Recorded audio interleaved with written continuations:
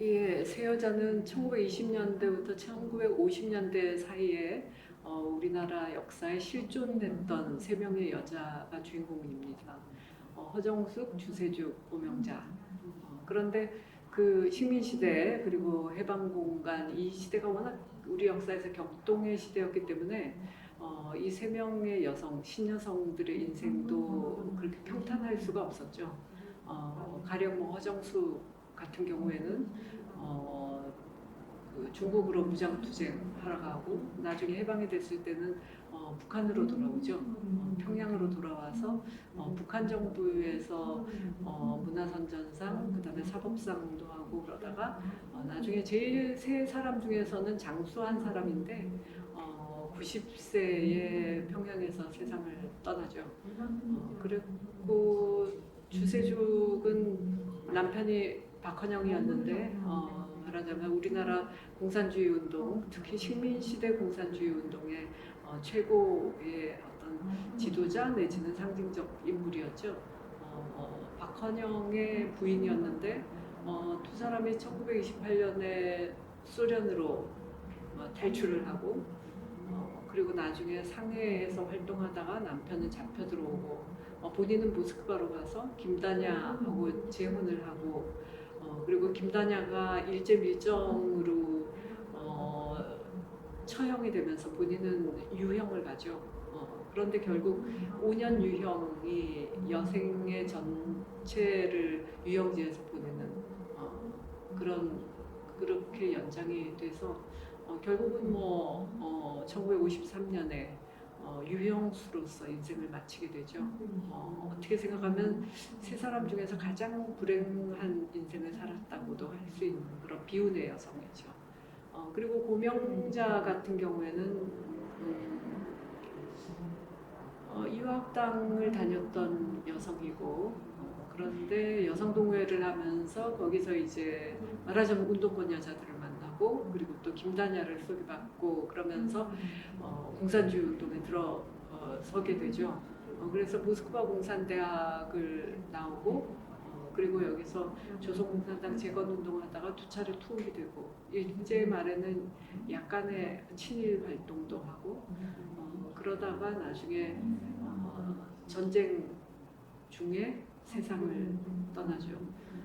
그런데 저는 이제 이 세 여자들의 어떤 허스토리 그리고 그 여자들 주변에 있는 또 다른 공산주의 활동가들 그리고 이 세 여자의 인생에 얽혔던 그 남자들 그 어떤 인물 군상들을 다루고 싶은 생각도 있었지만 전체적으로 그 식민시대와 해방공간과 전쟁과 그 이후의 시기 우리 역사에서 가장 어두운 시기, 현대사에서 가장 어두운 시기라고 볼 수도 있는 시기인데 그 시기의 역사를 그 공산주의 활동가를 통해서 한번 복원을 해보고 싶었습니다. 네.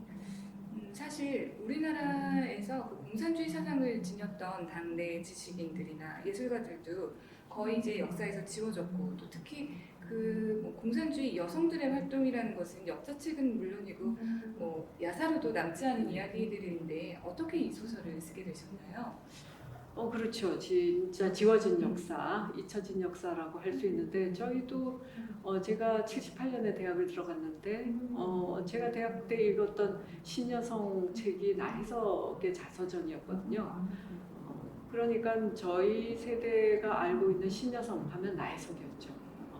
그런데 제가 나중에 기자가 되고 나서 이런저런 자료를 보다가 허정숙에 관한 아티클을 하나 보게 됐어요. 그리고 진짜 굉장히 놀랐어요. 깜짝 놀랐어요. 이런 신여성도 있었나? 말하자면 이제 신여성들이 흔히 남성 편력으로 유명하고 그 자유분방한 사생활로 유명한데 적어도 남성 편력과 사생활에 있어서는 나혜석 뺨치는 그런 화려한 이력을 갖고 있고 그런데 보통 당대의 신여성들이 아주 자유분방하게 당대 통념을 뛰어넘어서 이렇게 살다가 당대 사회에 아주 가혹한 응징을 당해서 말년에 굉장히 외롭고 비참한 무난하게 인생을 마감하는 게 거의 코스인데 이 허정숙 같은 경우에는 뭐 끝까지 잘 나가고 결국 평양에 애국이를 사는 게 목적단 말이죠.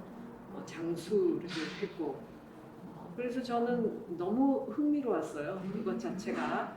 그러면서 저도 이제 역사에 대해서 또 다른 어떤 시각으로 관심을 갖게 되고 그래서 허정숙에 관해서 이렇게 보다 보니까 그 주변의 새 여성들이 또 엄청나게 매력적이고 또 흥미진진한 그런 인물들이 눈에 들어오고 그래서 이 소설을 쓰게 됐죠. 네.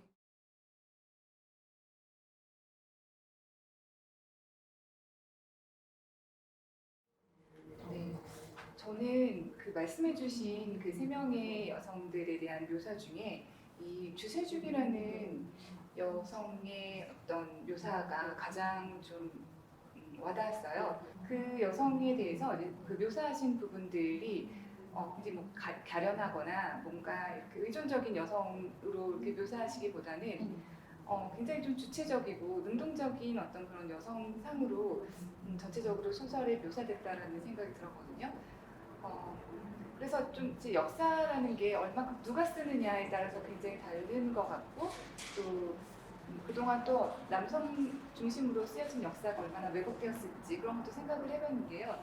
선생님께서 생각하시는 어떤 여성주의적인 역사 쓰기, 여성주의적인 서사는 어떤 것일까요? 그러게요. 그 여자가 주인공이라는 이유만으로 여성주의 서사가 되지는 않은 것 같아요. 근데 제가 이제 이 소설을 쓰면서도 그런 걸 많이 느꼈지만 정말 당대 최고로 센 여자고 그 최고의 교육을 받은 사람들이잖아요. 허정숙만 해도 뭐 유학만 해도 일본에는 거기는 뭐 저기 신학교를 갔다 온 거지만 그다음에 상해, 그다음에 미국의 콜롬비아 대학, 그리고 모스크바 공산대학의 단기 과정 6개월짜리도 마쳤다고 해요. 그렇게 교육받은 뭐 다른 동기 여성도 다 해외 유학을 하고 이제 이런 당대로서는 아주 드문 1%도 아니고 뭐 0.1%쯤 될까 이런 신여성들이거든요.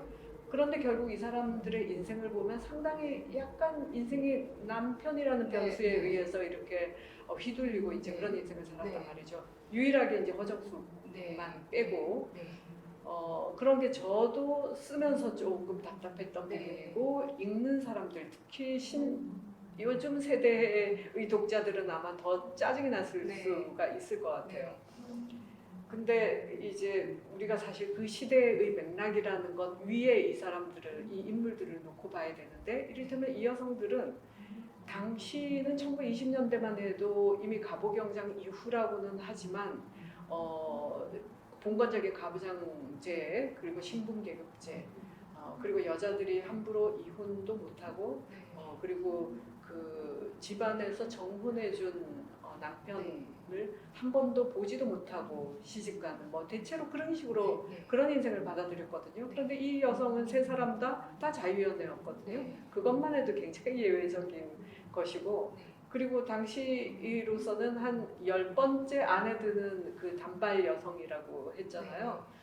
그래서 사실 그 시대의 이제 컨텍스트 속에서 이 사람들이 얼마나 정말 혁명적이었는지 이거는 이제 봐줘야 될 것 같아요. 그런데 그럼에도 불구하고 그 주세죽 같은 인물은 남편이 말하자면 너무나 그 중요한 인물이었기 때문에 말하자면 이제 당시 공산주의 운동의 지도급에 있는 남자였기 때문에 결국은 그 아내의 역할이라는 게 말하자면 목사 사모 같은 걸까요? 이미 아내의 역할은 정해진 거잖아요. 그렇게 산다는 거, 그런 인생을 또 받아들였다는 거, 남편 때문에 그 이영만리의 외국에서 인생을 살아야 됐고 결국 남편 때문에 유학 가서 거기서 죽어야 됐잖아요. 그런 인생을 받아들여야 됐다는 거에 대해서 제 나름대로 약간 저항을 하고 싶은 마음은 있었어요. 그래서 제가 이제 허정숙의 입을 빌어서 그걸 했죠. 그래서 1920년대 경성 그 챕터에 보면 허정숙이 계속 주세죽한테 화를 내는 게 나오거든요.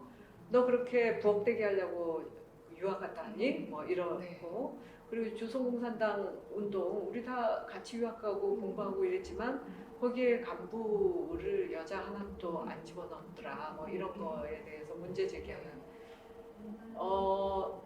저는 진짜 그랬을 것 같아요. 허정숙 정도의 인물이면 분명히 그때 그거 가지고 엄청 화를 네. 냈을 것 같아요. 그랬을 거라고 제가 상상도 하고 그리고 제 마음도 어느 정도 좀 싫어서 네. 제가 그런 문제 제기를 네. 말하자면 당대에 대한 문제 제기, 어떤 역사적인 상황에 대한 문제 제기를 네. 한 거죠 작가로서. 네. 어차피 정말, 제가 여자니까 아마 그랬을 거예요. 읽으면서 진짜 그 부분이 굉장히 속 시원하고 후련했던 것 같아요. 그렇죠. 네. 쓰는 사람으로서는 또 얼마나 또 찝찝했겠어요. 네. 마지막으로 우리가 사실 이렇게 20년대, 30년대 뭐 신여성에 대해서도 그렇지만 인지하고 있지 못했던 이 100년 전의 황금광 시대가 지금과 얼마나 다르고 또 얼마나 똑같은지 그런 거에 대해서 어떻게 생각을 하시는지 궁금합니다. 그러니까 이 책의 부제가 20세기 봄이잖아요. 네. 제가 그렇게 붙인 이유가 우리가 이제 1910년부터 50년 사이, 그러니까 식민지 시대, 그다음에 전쟁, 이런 굉장히 끔찍한 시대로 이제 생각을 하지만 적어도 1920년대의 이 세 여성들은 나름대로 의욕에 가득 차고 뭔가 인생에 대한 꿈에 가득 찬 그런 젊은 여성이면서 그 시대 자체, 1920년대라는 시대 자체가 굉장히 젊었다는 거를 드러내고 싶어서 제가 20세기 봄이라고 그랬거든요. 그러니까 물론 지금이 가장 좋은 시대죠. 2020년은 가장 좋은 시대죠. 그렇지만 1920년대라는 시대도 그런 젊은 사람들이 나름대로 어떤 그 젊은 그 에너지를 발산하면서 살기에 최악의 시절은 아니었다는 거. 왜냐하면은 그 시대는 모든 모던하고 근대적인 것들이 막 밀려 들어오면서 이상주의자들, 낭만주의자들의 황금기이기도 했거든요. 맞아요. 네. 그러니까 현실은 팍팍하지만 식민지 현실이었지만 나름대로 꿈도 있고 이상도 있고 그렇다면 인생이 훨씬 도전적이고 의욕적일 수가 있는 거죠. 그래서 이 표지의 이 사진 진짜 네. 구김살 없는 맞아요. 예 이게 그 햇빛이 인쇄에서 이렇게 흐려졌지만 사진 그렇거든요. 아마 그 시대라고 해도 그 어둑한 시대라고 해도 이 여성들의 삶은 그렇게 칙칙하지만은 않았을 거다. 저는 그렇게 생각합니다.